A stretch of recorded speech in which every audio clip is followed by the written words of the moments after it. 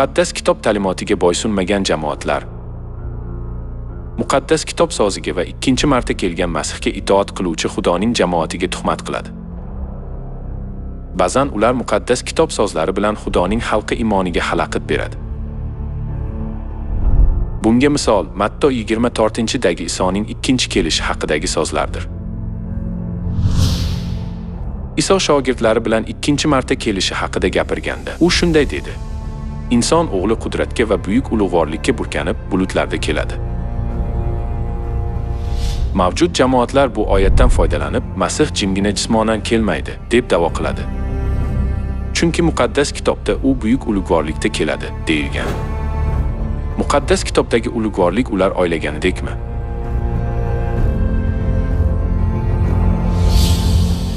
Isoning birinchi kelishi orqali muqaddas kitobdagi Masihning ulug'vorligi ularning oydagidan farq qilishini ko'rib chiqaylik. O'shanda egamizning ulug'vorligi zohir bo'ladi. Butun jonzot buni ko'radi. Mana egamiz Rabbiy qudrat ila keladi, qudrati ila hukmronlik qiladi. Bu bashoratni ular kabi talqin qilsak, Xudo ko'zga ko'rinadigan ulug'vorlikda zohir bo'lish kerak. Biroq bu bashorat Iso kamtarin oxirda tugilganda amalga oshdi. Odamlar uning zohirida ulug'vorlik ko'rmadi.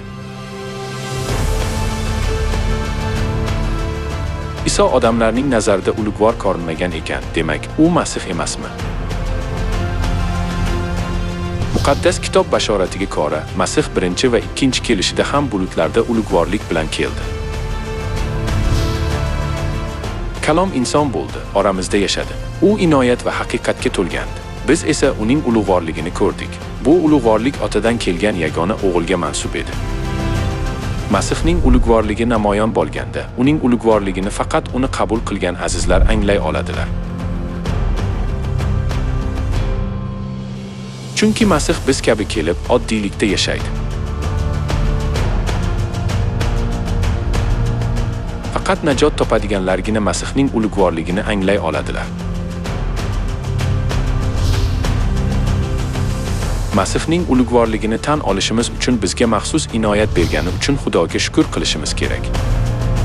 Hayot tojini olish uchun oxirigacha iymonimizni saqlaylik.